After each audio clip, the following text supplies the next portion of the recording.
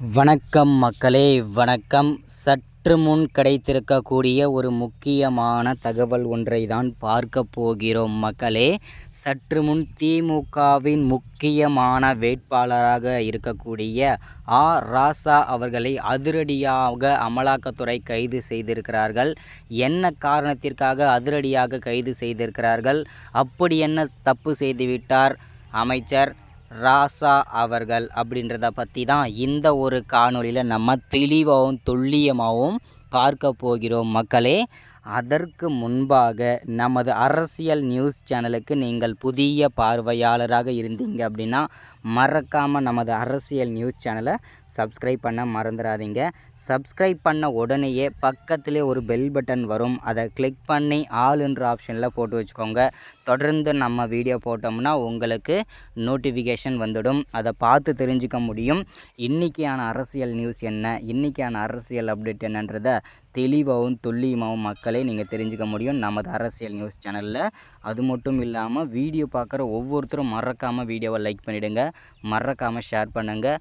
Okay, வாங்க வீடியோக்குள்ளே போகலாம். சற்று முன்பு கிடைக்கப்பெற்றிருக்கக்கூடிய ஒரு முக்கிய தகவல் என்ன அப்படின்னு பார்த்தீங்கன்னாக்கா, எல்லாரும் அதாவது பார்த்திங்கன்னா ஏப்ரல் மாதம் நாடாளுமன்ற தேர்தல் இருக்கக்கூடிய வேளையிலே தற்போது திமுகவில் இருக்கக்கூடிய ஆல்மோஸ்ட் எல்லா அமைச்சர்களும் அவர்களுடைய தொகுதியில் வாக்கு சேகரிப்பதற்காக போய் கொண்டிருக்காங்க. ஸோ அந்த வரிசையில் திமுகவின் முக்கியமான வேட்பாளராக திகழ்ந்து வந்திருக்கக்கூடிய ராசா அவர்கள் அவருடைய தொகுதியில் வாக்கு சேகரிப்பதற்காக அவருடைய வாக்கு சேகரிப்பு வாகனத்தில் சென்றிருக்காரு.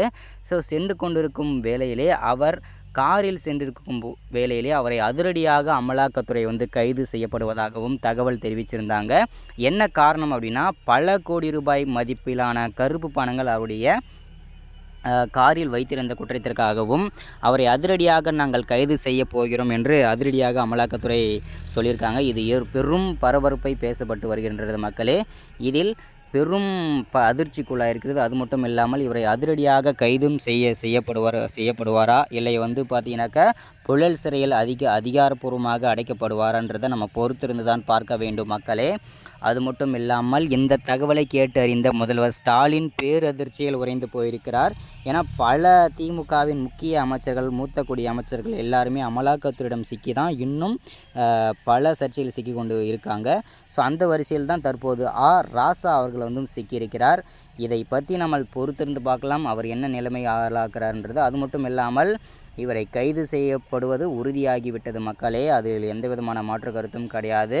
பல சர்ச்சைகளை சிக்குவார் என்றும் எதிர்பார்க்கப்படுகிறது. தொடர்ச்சியாக அடுத்த வீடியோவில் பேசலாம். சப்ஸ்கிரைப், லைக், ஷேர் பண்ணுங்கள். தேங்க்யூ.